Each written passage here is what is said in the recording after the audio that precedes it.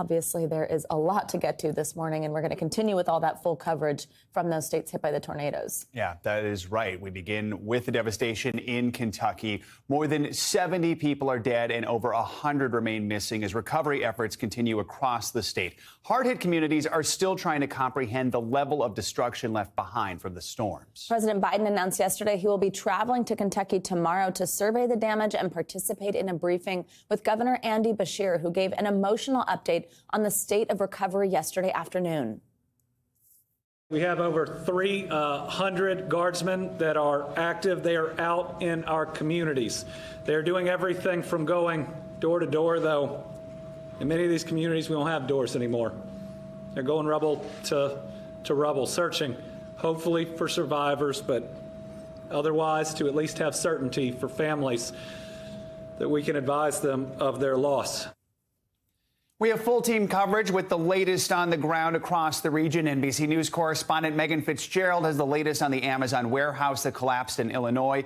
NBC News national reporter Dion Hampton has the latest developments on the people who died inside a candle factory during the tornadoes. But we'll begin with NBC News Now correspondent Dasha Burns, who's live in Bowling Green, and NBC News correspondent Jay Gray, who was on the ground in Mayfield, Kentucky. Good morning to all of you. Dasha, thanks for being with us. We know Bowling Green was one of the towns hit hardest by the tornadoes, but actually the street I know you're on right now is dealing with an extraordinary amount of loss. Walk us through what the scene is like there and what happened to this neighborhood. Hey, Savannah, Joe, good morning. You mentioned that more than 70 people have died in the state of Kentucky. 11 of them died right here on this street. And when you look at the damage and destruction behind me, it's a miracle that anybody survived. I'm going to step aside so you can take a look here. This is the Spring Hill subdivision. It's one of the newer subdivisions in Bowling Green. And you can see, I mean, it has been flattened completely. This home right here, you can see, was ripped off of its foundation entirely. I mean, we talked about people were hiding in their crawl spaces. That would do you no good in this situation. Even the basement, the crawl space has been completely ripped apart. The list of folks who died range in ages from infants to a 77-year-old. Savannah, Joe, 2 infants died in this neighborhood. A 4-year-old died, a 16-year-old. It looks like, from what we can glean from the information from the coroner's office, about 2 families, 5 members of one family and 4 members of another family, we believe, were killed right here in this neighborhood. You can see it's still without power. A lot of homes, thousands of homes in this area, 28,000 homes in Kentucky are still without power.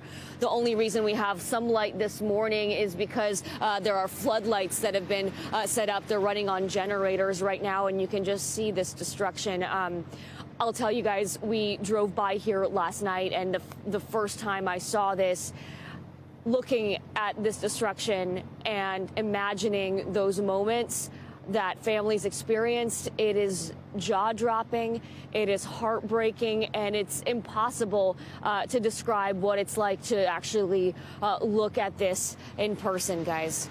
Hard to imagine so much loss just in that one area there. Jay, we want to bring you in. Ever since the very beginning when word of these tornadoes surfaced, we've been talking about Mayfield, where you are. How are the recovery efforts going there this morning? Yeah, Joe, very slow, and the heartache that Dasha describes there in Bowling Green is being felt here as well, and the devastation, it's seemingly everywhere too. Look, this is the undercarriage of a transport van. This massive vehicle turned over by the winds that also uprooted trees in this neighborhood. Just a line of old oaks knocked down and onto homes. As we get closer to daybreak here, we're seeing a little more activity, more crews moving in, and that'll continue throughout the day here. The attitude of survivors here is one of disappointment, frustration, pain, obviously, with what's been lost, but also their resolve is strong. They say that they will come back here, but I think they're realizing, guys, that effort's going to take some time, because the recovery can't really begin in earnest until teams go through all of the battered areas like this one. This is still a very active rescue mission. These teams hoping that they can find someone pinned beneath the rubble here. And Dasha, how have the people of Bowling Green responded to all of the devastation there? I mean, we can obviously see it right behind you. People, I assume, need help. What are local leaders saying about the best ways that people across the country can help out that community right now? Yeah, people are shaken. That's the word I keep hearing. People are shaken and still trying to process all of this.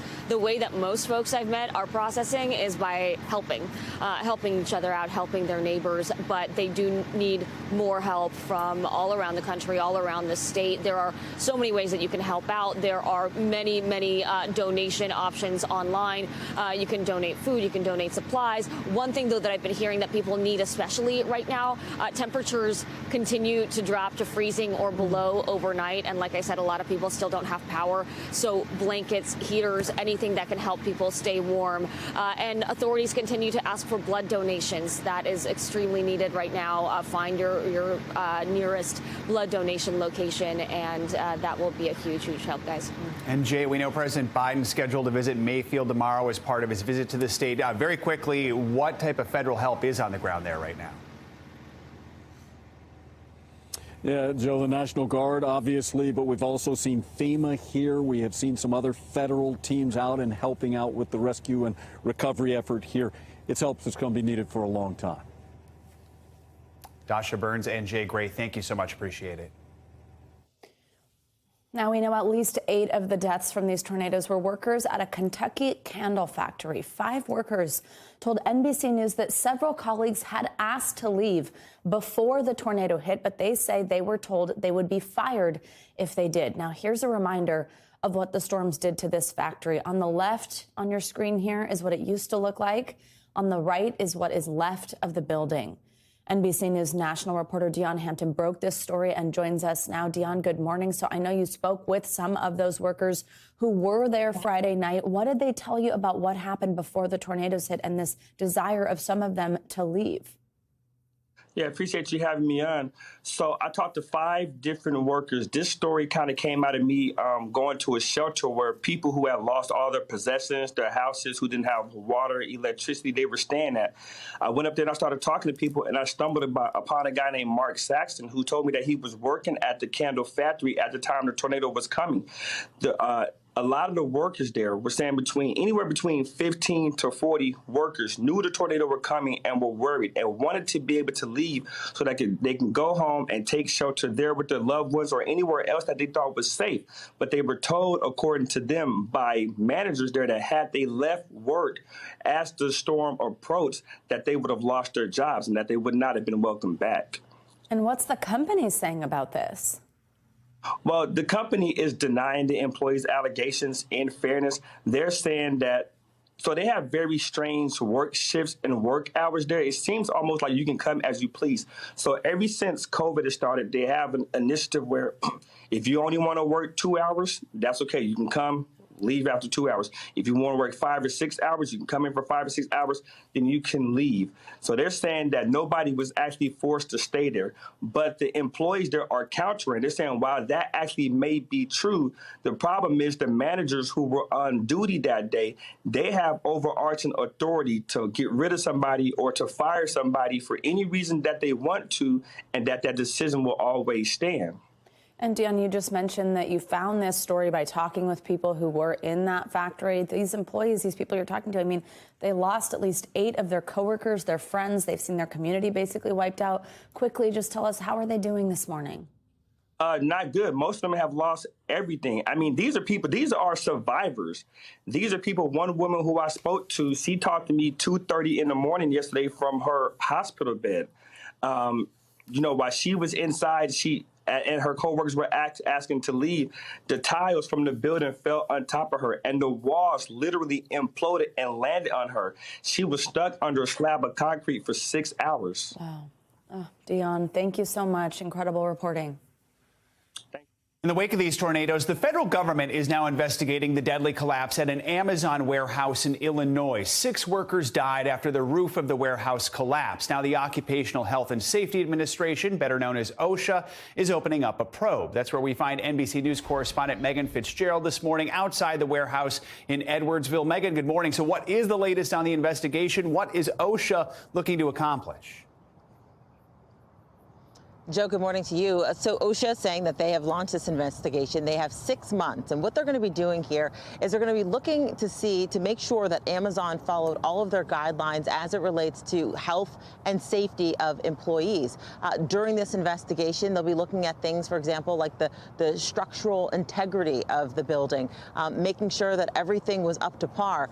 If they find any issues here, the company could be cited or even forced to pay a monetary fine. Joe. So we're also hearing from Amazon on the incident. What are they saying now about all this? Well, Amazon says that they did everything right. They tell us that there were sirens and alarms that were ringing in the minutes leading up to this tornado, that they reached out to drivers on the road, making sure that they were aware of the imminent threat to the area. They made sure that all 46 people inside the building sheltered in place, telling them to go to the north end of the building or the south end. But unfortunately, at around 8:30 Friday night, that tornado just ripped through the south end, killing 6 people. I wanted to take a listen to what an Amazon spokesperson had to say. So we know that the building was constructed consistent with code. And so, obviously we want to go back and look at every aspect of this. There's always going to be tremendous learnings from any type of catastrophic event like this. And we want to make sure that our policies, our practices are consistent with any learnings that we have from this event and with all best practices. So now we're talking about 3 investigations. You've got OSHA that's going to be investigating this, as well as the state of Illinois and Amazon, of course, saying that they have launched an investigation as well. Joe. And Megan, in addition to the 6 who died, there are many survivors. What is the latest on those who did survive this warehouse collapse? Yeah, these survivors are devastated. A lot of mixed emotions. Trauma, certainly, because they were mixed in the rubble, but also guilt because they were just, feet away from people who lost their lives. We spoke with one guy in particular who had the walls caving in on him. He thought he was going to die if it wasn't for one of his colleagues who helped bring him out to safety. I want you to take a listen to what he had to say.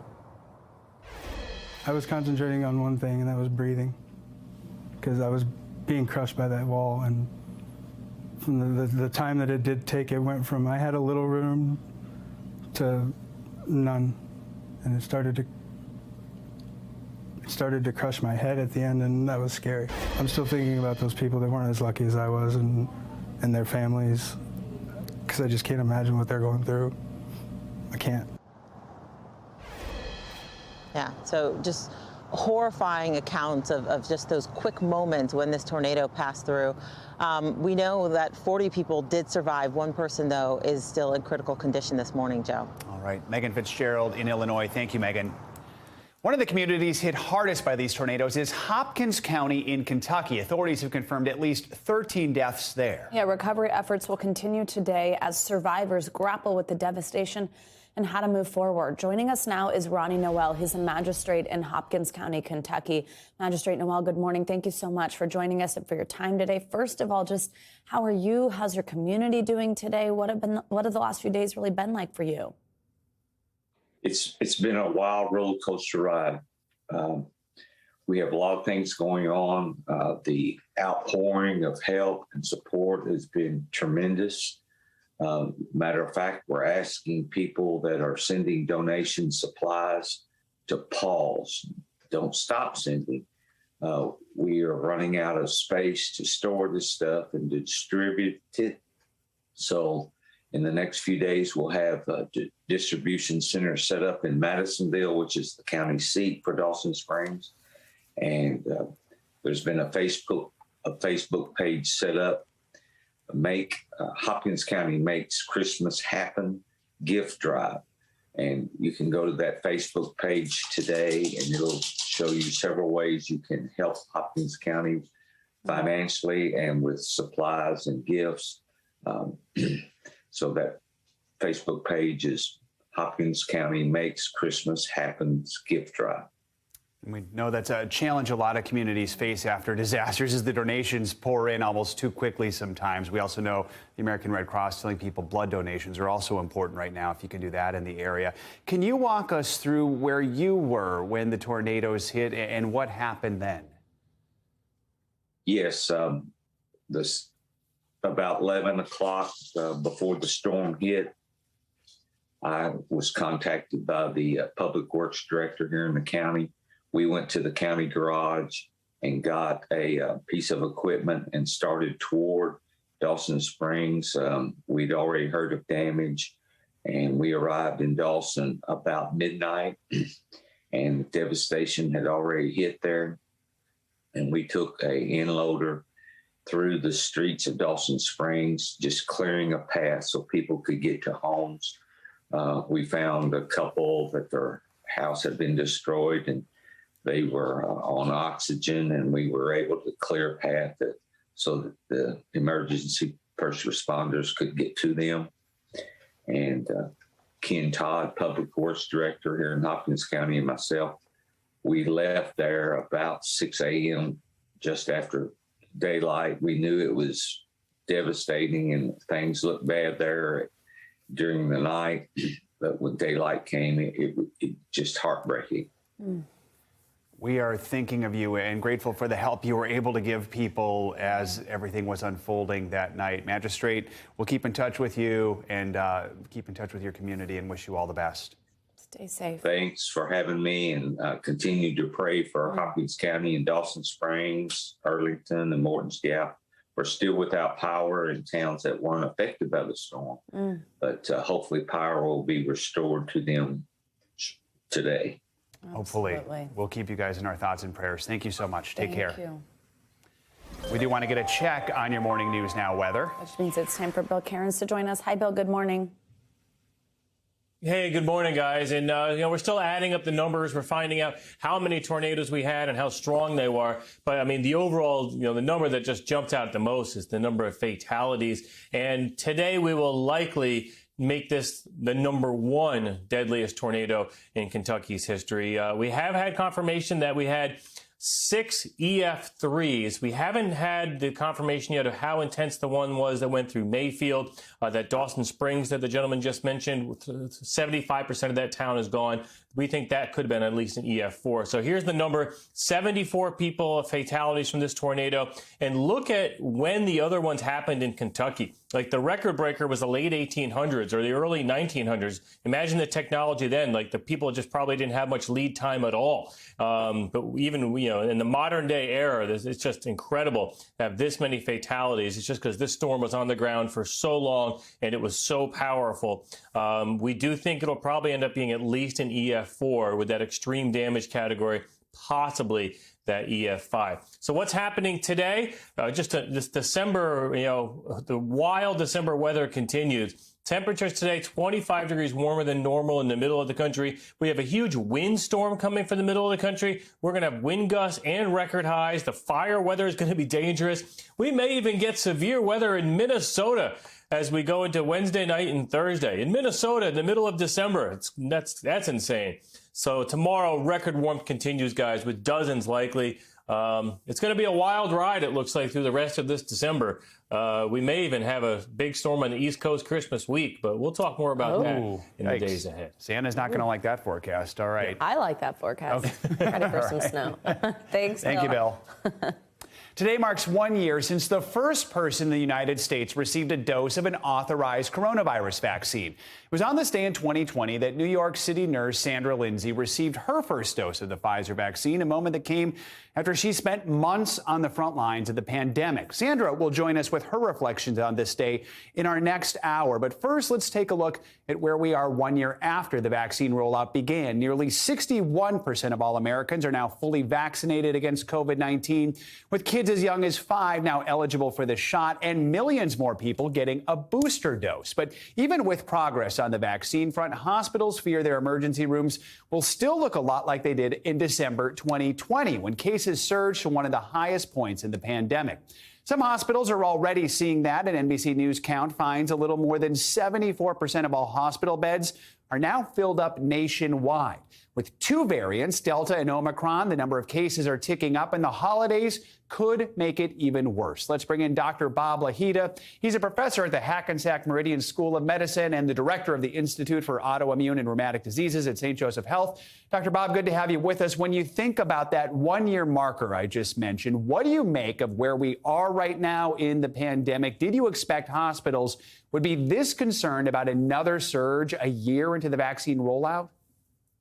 Yes, Joe, I think we did think that Thanksgiving and certainly the Christmas holidays coming would result in a surge. We never imagined another variant like the Omicron variant, but we are seeing exactly what was predicted. And we would like to see that vaccination rate about 80% instead of 61%. So, yeah, we're somewhat concerned, and we're very worried about hospital capacity, frankly. Yeah, especially with so much left this winter. Now, we want to talk about another major development this morning. Pfizer released the results of its COVID antiviral pill. The study shows it can reduce the risk of hospitalization or death by 89% if it's taken within the first 3 days of symptoms. So how much of a game changer would a pill like this be, especially as we're potentially heading into another surge? Now, that would be a major game changer, and it would save a lot of lives, because if you can take this pill, you can reduce the death by, as you said, 70 to 80% if given within 3 days of the beginnings of symptoms. And that's really, really amazing. Now, the drug has to be given with another agent called ritonavir, and it's a 5-day course. And it should, the data were so impressive, the FDA should approve it somewhere about March or April, I would imagine. And Dr. Bob, let's talk about the Omicron variant. The UK now reporting its first death tied to this new strain. So far, we know the majority of Omicron cases have been mild. So quickly on this one, but what should people know when they do hear about this death? Well, this death was a big surprise to me. Actually, there are so many cases in Britain that the booster shot is overwhelmed. People are lining up in droves to get it. 44% of the cases in London are due to the Omicron variant. And I dare say we're going to see that here in the U.S. and I predicted by March 1st, it'll be the major variant. Right now, it's still Delta, and Delta is still very deadly. So get out there and get your booster shots as soon as you can. Good advice. Dr. Bob Lahita helping us break down all these major pandemic headlines. Thank you so much. Welcome back. The January 6th committee investigating the attack on the Capitol has voted to refer the former chief of staff to President Trump, Mark Meadows, for contempt of Congress. In a unanimous vote, members sent the referral to the full House, which is expected to vote on it today. Speaking yesterday, committee chair Benny Thompson said Meadows left them no choice. NBC News Capitol. Whatever legacy he thought he left in the House, this is his legacy now. His former colleagues singing him out for criminal prosecution because he wouldn't answer questions about what he knows about a brutal attack on our democracy. That's his legacy. But he's hasn't left us any choice. Mr. Meadows put himself in this situation, and he must now accept the consequences. NBC News Capitol Hill correspondent Ali Vitale joins us now for more on this. Ali, good morning. So Meadows was cooperating with the committee. So catch us up on why he refused to testify and why ultimately the panel's now voting to hold him in contempt.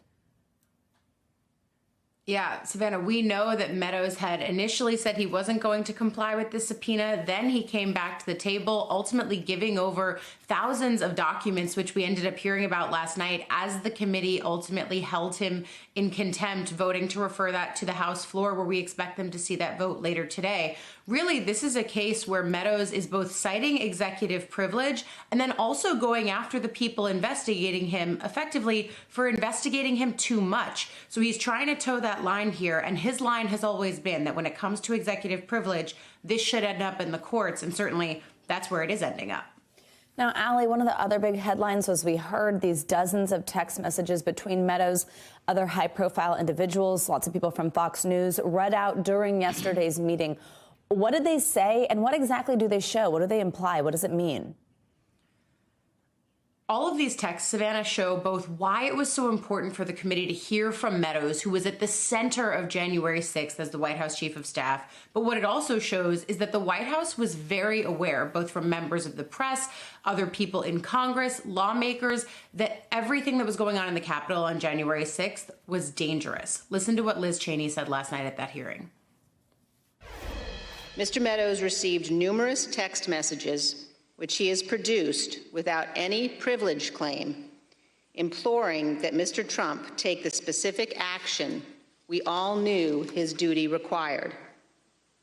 These text messages leave no doubt the White House knew exactly what was happening here at the Capitol.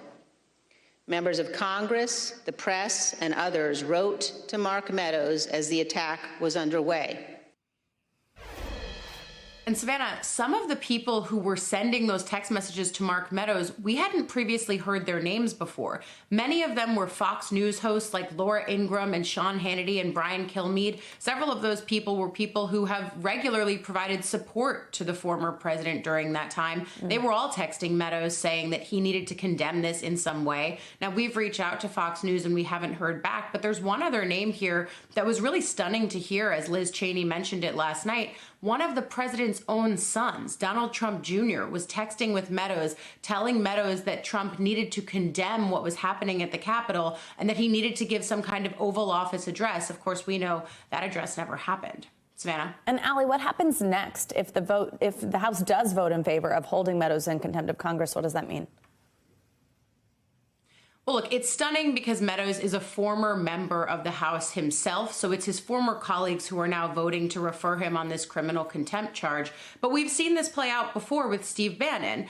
This will now go over to the Department of Justice, and the DOJ will have to decide whether or not they are going to prosecute. The other thing that you and I talk about a lot here is the timeline. Steve Bannon's hearing in this is set for July. That is months away. Fast by court standards, but slow by political standards. And we know the committee needs this to go as fast as possible because they want this information, especially from Meadows, but also because they're up against the clock of the midterms. The thing is, what's different about Bannon and Meadows is that Meadows was actually working in the White House, so his executive privilege claim might be different.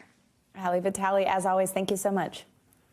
The Defense Department says no U.S. troops will be punished for a mistaken drone strike in Afghanistan over the summer. It happened in August, 3 days after a suicide bombing at Kabul airport killed 13 U.S. service members and dozens of Afghan citizens. The U.S. launched the drone strike on what was believed to be an ISIS affiliate, but a Pentagon review later found the strike team had been following the wrong target. 10 Afghan civilians, including 7 children, died in the attack. NBC News Pentagon correspondent Courtney Cubie joins us now. Courtney, good morning to you. The Pentagon already made the rare admission that this strike was a mistake. Tell us about the internal investigation into what went wrong. What did the investigation find, and who ultimately made the decision to not reprimand any U.S. military personnel? So there was an investigation that was conducted by the Air Force Inspector General, Lieutenant General Saeed. That came out several weeks ago, and ultimately it found that there were no law of war violations here with this strike. Essentially, it found that there were a number of procedural problems, namely that the U.S. military started following the wrong car earlier in the day, and then there was a series of confirmation bias efforts, essentially by the U.S. military. They kept thinking that what they were watching this car do was only further confirmation that this was a potential ISIS strike, a potential ISIS suicide bomber. So as the day went on, they became more and more convinced that this was the correct car. Ultimately, they took the strike. And of course, initially, the military said that it was a righteous strike. We heard that from the chairman of the Joint Chiefs. Several days later, they came out acknowledging that, in fact, they hit an aid worker, killing him and 9 others, all innocent civilians, including the 7 children that you mentioned. But what happened in the ensuing after the investigation was General Saeed said, look, I'm not recommending any punishment here. That wasn't really for him to determine, but he said it's up to the commanders, based off of everything I found in my investigation, to determine whether there should be any reprimands or punishments among the U.S. military involved. The 2 commanding generals, General Frank McKenzie from CENTCOM and General Rich Clark from SOCOM, ultimately found no punishments were necessary, and Secretary Austin, the Secretary of Defense, he concurred. So, Courtney, the Pentagon has promised to make payments to the families of the victims and help them relocate to the U.S. What can you tell us about that? It simply hasn't happened. They've been promising it for weeks, and they still have not done it. So, we're hearing from a number of defense officials that they are really trying to get in touch with this family. They're working through the employer, NIE, to try to do that, not only to get the payments to them in a way that the money would not get to the Taliban. Because remember the situation that they're living in Kabul right now. The Taliban are in charge. They're also working to get them out. But again, for weeks, we've been hearing that the military, the Pentagon, were working to do this, and yet it still has not happened. The concern, of course, being that this family may be in very serious danger. They are a high-profile family because of what's happened to them. And NIE is saying that they need to get them out now, but it still hasn't been done. We know you'll stay on that. Courtney Kube, thanks so much for updating us on this story. We appreciate it. Let's take a look at what else is making news around the world this morning. Raf Sanchez joins us today from Tel Aviv. Hey, Raf, good morning. Savannah, Joe, good morning. The president of South Africa is being treated for COVID after testing positive. Cyril Ramaphosa is self-isolating in Cape Town, but his symptoms are mild so far, his office says. He has transferred governing authority to his vice president, and there's no word on whether he has Omicron, which is the dominant strain in South Africa. In Indonesia, a powerful 7.4 magnitude earthquake has sent thousands of people fleeing. The quake struck eastern Indonesia early this morning, but only minor damage is reported and one person injured. The country, though, does have a history of deadly tsunamis triggered by earthquakes. And finally, in Germany, the walk from your bed to your desk may now count as a commute to work.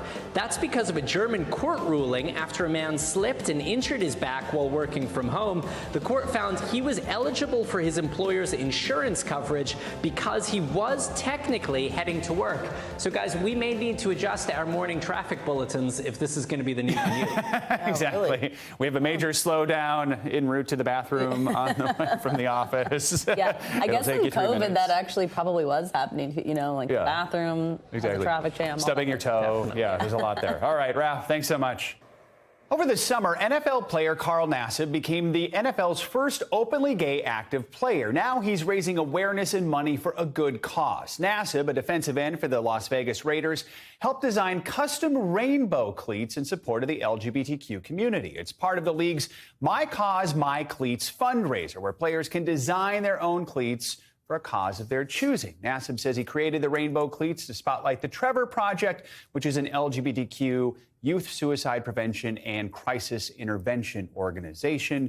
When he came out earlier this year, he actually donated $100,000 to Trevor Project as well. So doing a lot to raise awareness about a very important issue. Yeah, absolutely. Wow. And here he's putting his money where his mouth is, donating that himself is pretty amazing. Plus, they're cool cleats. Yeah. So there you go. Rainbow. I love that.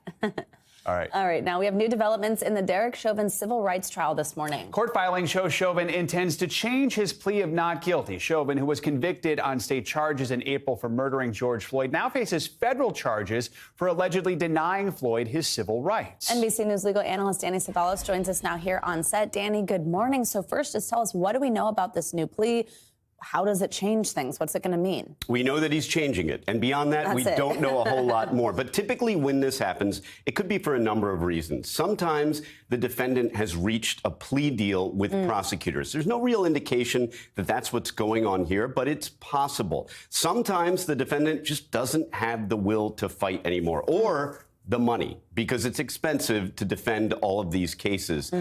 Ultimately, he has to plead guilty, and during allocution, he has to admit to all the facts. But it might be as simple as he's going to do what we call plead straight up to the indictment. And he can still get some credit on sentencing. He can get a couple bonus points and reduce his sentence just for accepting responsibility in his plea. So that could be what's happening here. But in all likelihood, we are going to see a guilty plea. The reason why remains to be seen. Can you walk us through the federal charges that he's facing and the laws that come into play here? These are essentially federal criminal civil rights charges. Now, normally when it comes to murder and the other crimes that Chauvin was convicted of, those are normally adequately handled by state courts. But because there is a civil rights angle to this, the federal government has chosen to indict and charge Chauvin and his co-defendants with essentially crimes that are violating civil rights. Otherwise, normally, the federal government will rarely get involved in a murder or a homicide case because that is the classic state crime that is handled primarily by state courts. Danny, can you go back to something that you just said a moment ago? So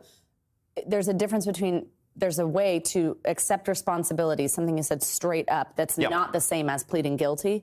No, it is pleading guilty, but sometimes if the government isn't offering a deal, you can plead straight up to the indictment. In other words, no one's knocking off any charges. You are pleading to the indictment as it is. You're not getting a deal. No one's dismissing any of the charges against you. But sometimes that can be a strategy because you get a 2-level reduction just for accepting responsibility. In other words, not forcing the government to go to trial and the court to expend its resources. So sometimes in a bad situation, or as the situation calls for it, sometimes a client should plead guilty just straight up. And straight up means just to the indictment as it was originally indicted. And that may be the best outcome for the client, that little reduction that you get just for accepting responsibility.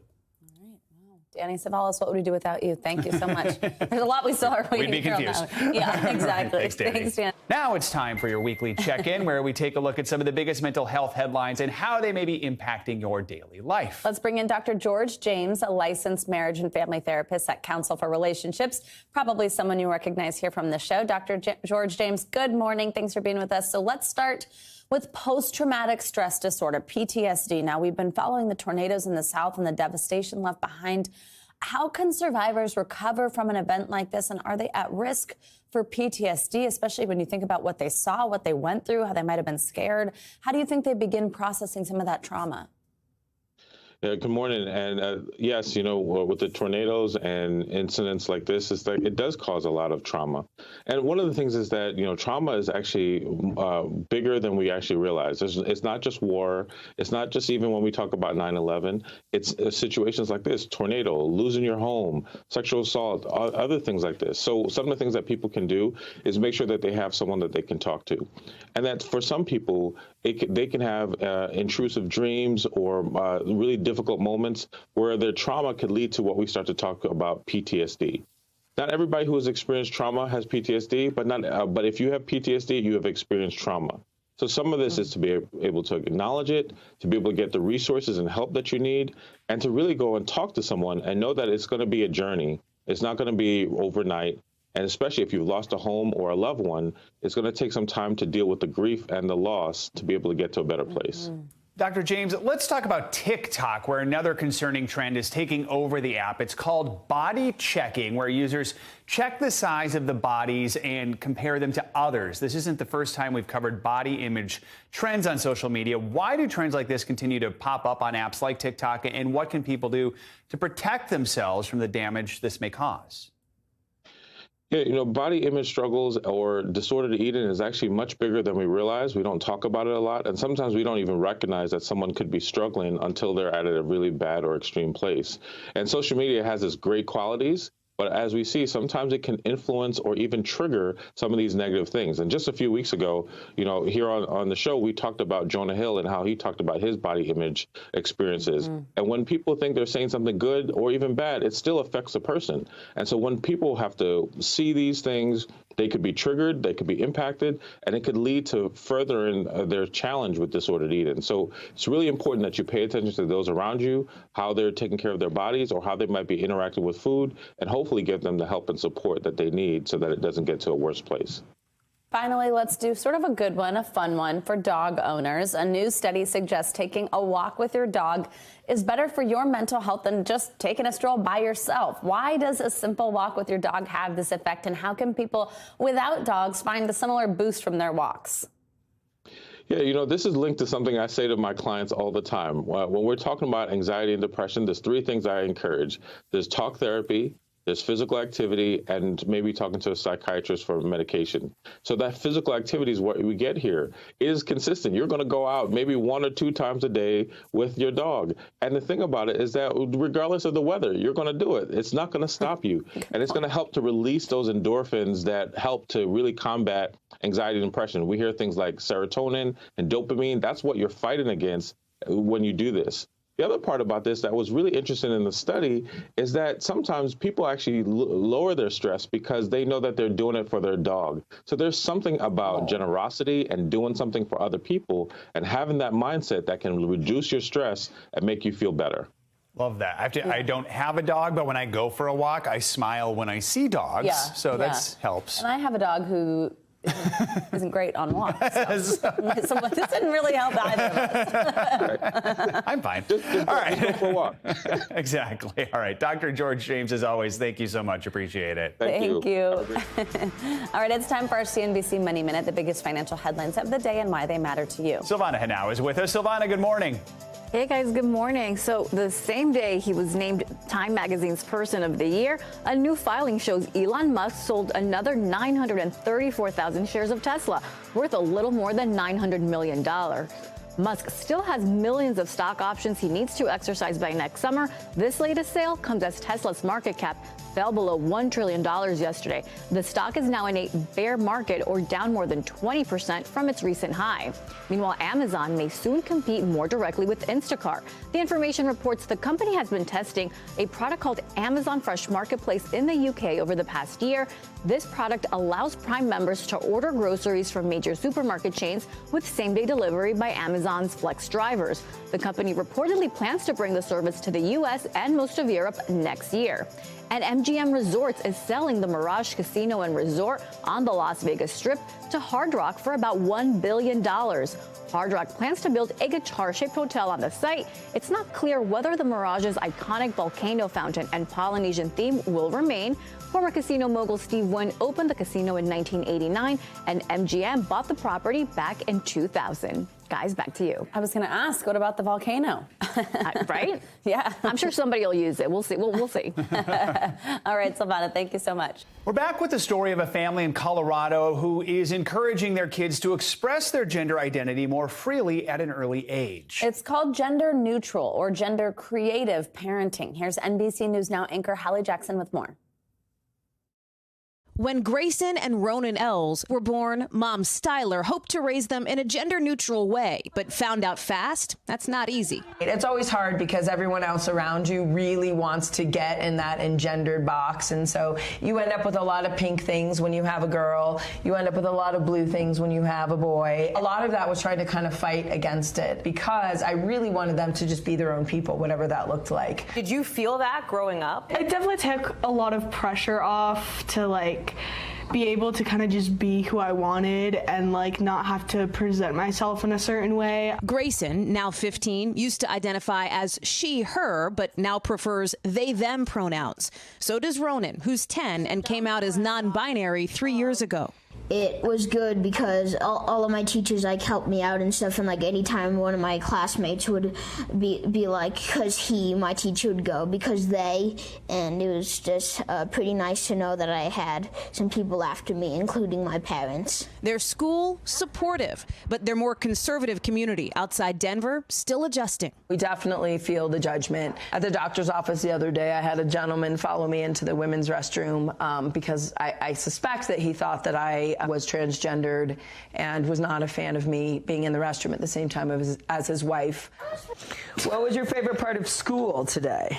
Experts say raising your children gender neutral means giving your kids the opportunity to express and interact with the world outside of the traditional gender binary, boy or girl, and choose whatever feels right. Gender identity and gender development is a journey. And I think that it's really important for folks to keep that in mind, that as individuals develop, their gender journey may change, and that's okay. And it's really important for us to sort of be supportive of folks being able to explore their identities and find their authentic sense of self as they continue to develop.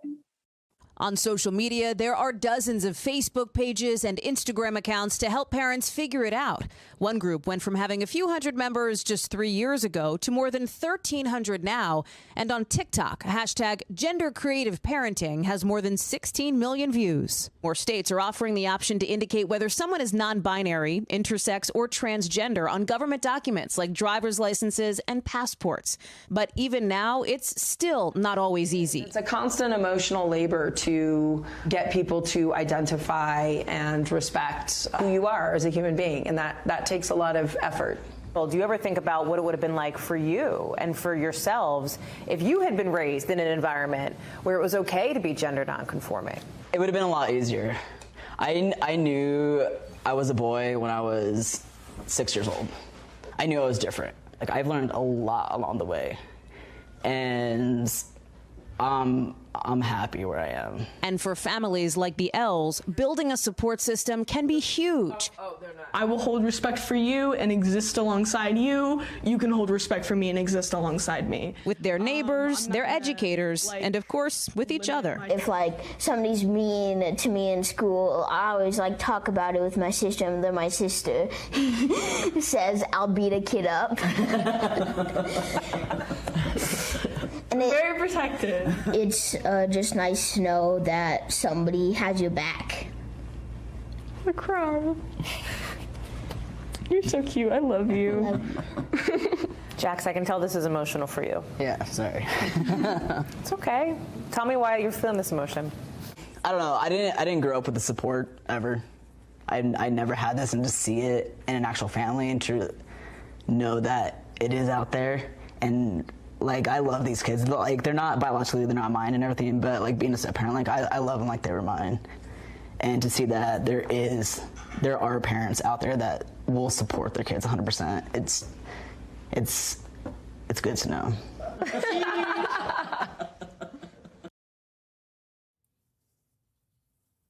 Our thanks to Hallie Jackson for that report. And that does it for this hour of Morning News Now. But the news continues right now. Thanks for watching our YouTube channel. Follow today's top stories and breaking news by downloading the NBC News app.